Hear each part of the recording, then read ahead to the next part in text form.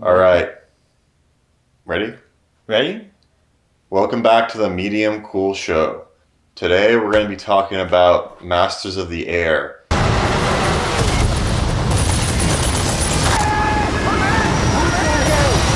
The HBO. Oh no, it's it's Apple. It's Apple now. Yeah, it's Yeah. Apple TV. Yeah. But Steven Spielberg and Tom Hanks produced war drama. Yeah, the war drama. They also produced Band of Brothers and The Pacific.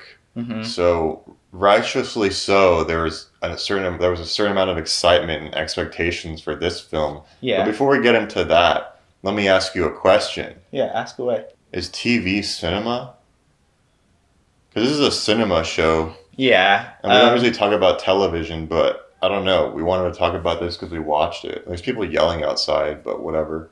Dude, I'll fucking go shut them up. Yeah, go tell them. When are we gonna get a new studio, bro? Like, Yeah. what the hell, dude? Oh, this is so unprofessional. I'm sorry, guys.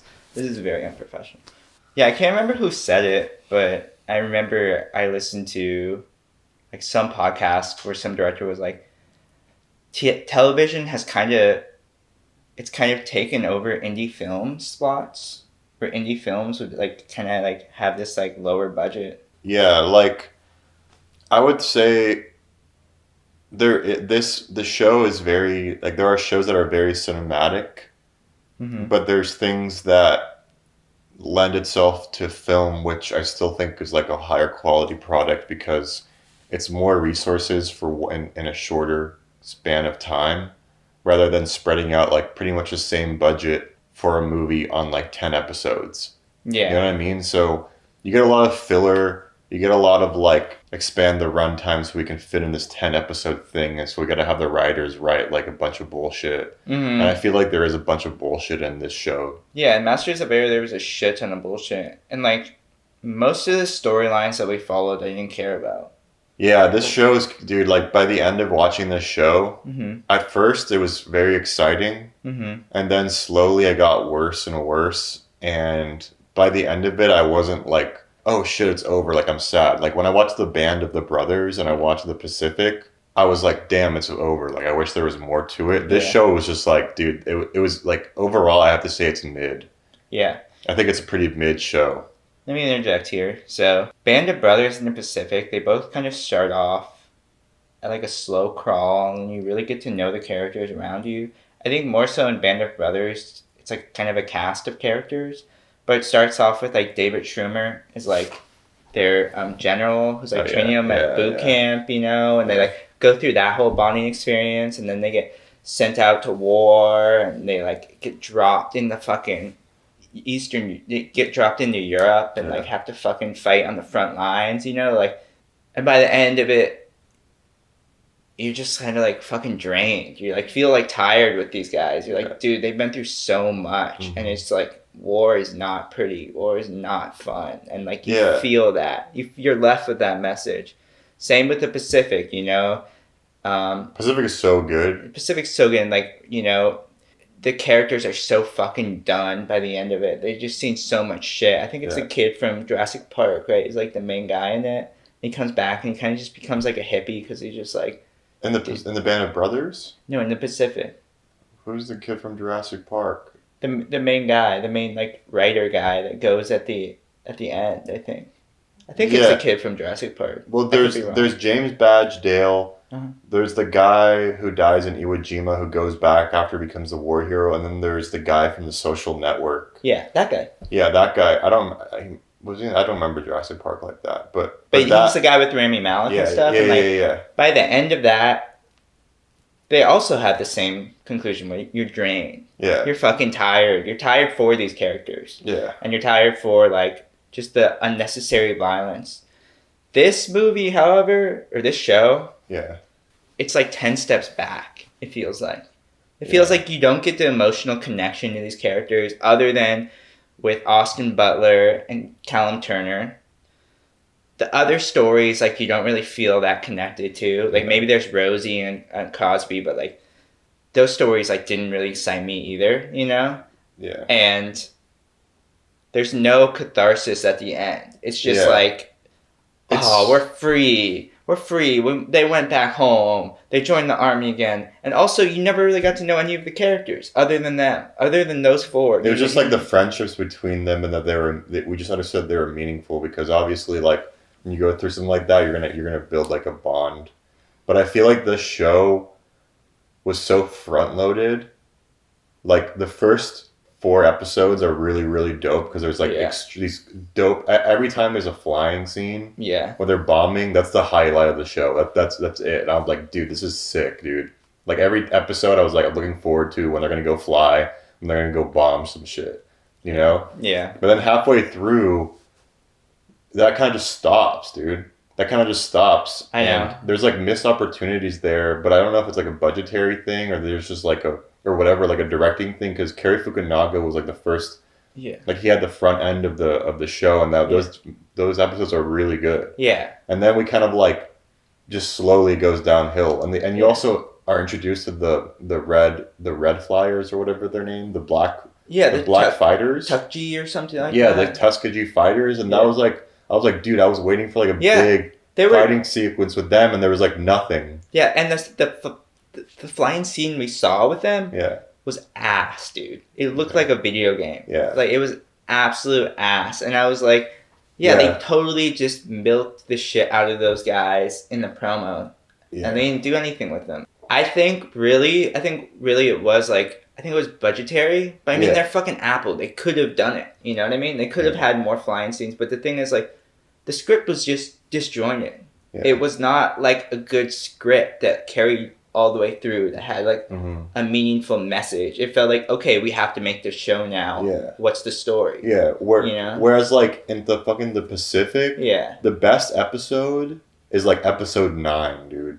Like episode 9 in the Pacific, where they're on the mainland, and like they're going to Okinawa. They're in Okinawa and shit, and like the Japanese are getting really desperate, and the soldiers of the Americans are just like done. They're like dead inside. They're just like so desperate. And as they well. Fucking have the flamethrowers. And shit. Yeah. And the guy goes insane with like he just wants to kill like the Japanese, and he's just like, I'm going to keep going until we kill every Jap in this war and shit. It's just like so more intense, so much more gritty. Where this one is like, hey, haha, like it's really cheesy. The show we're gonna escape this camp. Hey, what are you doing? There was never an escape. Hey, let's go play some baseball. You know, bro. The camp was like led to nothing. Yeah, dude, and like you think about the difference in the Pacific, where like Rami Malek's like throwing rocks into the guy's empty skull. Yeah, you know, and there's no scene like that. There's no brutality scene. No. It's just like, dude, and also in the Band of Brothers, I love Band of Brothers more, and that episode they dedicate to like discovering the camps, discovering what's happening in the Holocaust. I was like, oh fuck, like that was like really powerful in Band of Brothers. And in this one, it's just like boiled down to a moment. It was almost like thrown in there. It felt like it was like it was like just kind of like put in there. Where he's like, oh, I'm just gonna go out and go to the bathroom, stretch my legs, and he just walks in there, and there's a guy there who explains to him what happened. Yeah, and that's the only scene like with the Holocaust, you know. Yeah, I felt like the writing was the writing was really lazy and really forced in this. I really do think that, and I mean, it was definitely probably like by the end they're kind of probably rushing to get it out type shit. Where the beginning is so much more concise, but the battle sequences are insane though. When they are really good. Those are the best. That was like the most exciting part of the show was like the actual action when there was action. You have fucking Austin Butler. Yeah. In this, like, kind of playing the Elvis character. Again. Yeah, he's kind of just cool. Yeah. In this, like. He kind of does that. We were talking to our friend Aaron. He was like, yeah, there's actors nowadays that they cast as stars and they're just cool. That's all they do. That's how they act, is just cool. And I like kind of think Austin Butler has more potential to be like a character actor, which is like really good, you know? But he has range because when he's like the only person who has range in Dune 2. Yeah, that's true. That is very true. Where he's like playing that guy. But there is like too much of this sort of Steven Spielberg corniness to it. But even Steven Spielberg has, like, a distinct through line in a story. Like, a distinct, like, message that he tells, you know? And he handles it, like, very well. Like, he holds your hand and you kind of, like, go through the story, like, clearly. This is, like, it didn't feel like a concise story. You know what I mean? Like, I didn't feel connected to any of these characters that die. And, like, none of them made spoiler, you know? But, like... Yeah. I didn't feel like by the end I was, like... felt like how I felt in the other two Yeah, series. it just kind of felt like lame. Like Yeah. Crosby, like I guess he does have an arc, but I never really like give a fuck. So Crosby's arc is like he's really nervous because he's fucking on a plane, and he's throwing up everywhere, and then by the end he's like a father, but like you're like, okay, I He's don't like the like. leader of the navigators, you Yeah, know, and he plans the whole attack on Europe, which we don't see. yeah, we don't see that. Yeah, and the Which whole like prison thing, you're like, oh shit, like they're gonna do a prison escape, and then like they always like tease that they're they gonna talk do. about it. Yeah, they Yeah, always tease that they're gonna do escape, and there's just no escape at all. It's just like, okay, well, I mean, I guess it's accurate, but like, yeah, yeah. And then by the end where they're like all the main characters are like flying together on one ship dude, to like drop off stuff for the yeah, Dutch, and you're just like, oh my god, this is too fucking cheesy, dude. yeah, This is yeah, too cheesy. And yeah, they take fucking Jude Law's son on it with them and shit. yeah. He was the worst character, dude. I was like, why the Is that fuck is actually he Jude here? Law's son? Yeah, it is. Oh my god, Yeah, dude. Yeah, Jude Law's son was like, huh, yeah, I'm here to help the boys, huh? And they're like at the end, they're like, wait, you never been on a flight before? yeah. And then he's like, no, I never been. They're like, come on, let's go. And then every scene in the end is just them looking at each other like, Yeah, they're like, dude, fucking, it's such a like revisionist history because World War II was like not cheesy at all, dude. I know.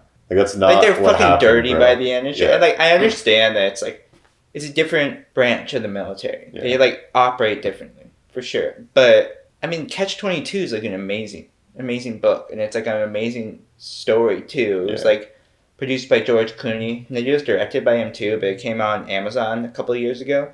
And that's also about bombers in Which World War one? II.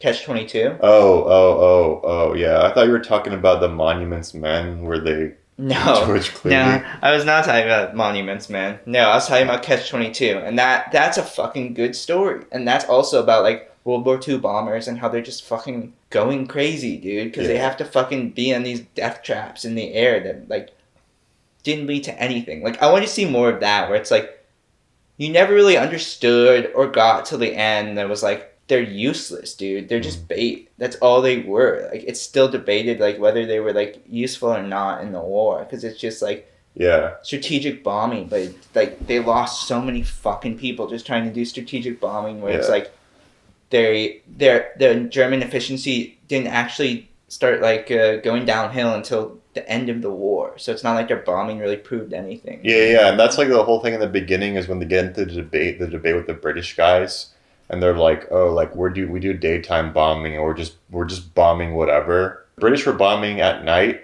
just anywhere, just to like cripple the morale. So they're just like really bombing people, like Mhm. bombing civilians. Where like the Americans were doing strategic daytime bombing, so they could see the factories Yeah. instead of just trying to hit just hit anything like the British. You know what I mean? Yeah.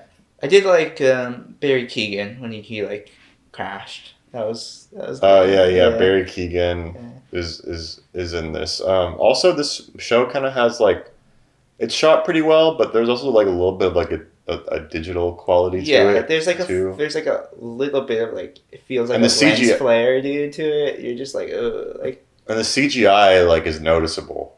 yeah, it is noticeable. It's not like a Christopher Nolan movie. No, it's not like Dune 2. Yeah, You know, like it's not like Dunkirk. dude, it's not like Dunkirk. Even though they're like trying to do Dunkirk, but like you when you see all these flight of like this whole Dude. fleet of planes, you're like, Yeah. oh, that's CGI for sure. I didn't even think of Dunkirk. Like I was like Dunkirk isn't just like a whole nother level to the show. I didn't even put the two together because I was like, think about like when you're on the plane with Tom Hardy and he's just fucking like fighting this guy in the air for like hours and he's just like trying to line up to shoot this pilot. You know, like that kind of fighting's crazy. You know what I mean? Yeah, and it's like very like precise, Yeah. like type shit. This one is just like, oh, bullets flying in. Yeah, Oh, this one's just like the Tuskegee fighters or whatever they were called, like Tuskegee fighters. The Tuskegee fighters when they're Yeah. like they're just like fucking hitting their targets perfectly, and you're Yeah. just like, the fuck, this is like it's a video game, dude. Yeah, I don't know, but like yeah, I definitely think, in my opinion, I agree with you. I think the quality really went downhill. yeah. By the end, yeah, definitely. It's pretty mid. Like I can't recommend it. Like when I was first watching it, I was like, damn, this show's sick. And I was like telling my stepdad, Mm-hmm. like he likes World War II Yeah, and shit. And I don't know if I can recommend it now Yeah, because the first half is dope, but then it just kind of slowly falls off, dude, and becomes mid. yeah, it Masters does. of the Air is mid. Sorry, guys. Just my opinion, but I'm right.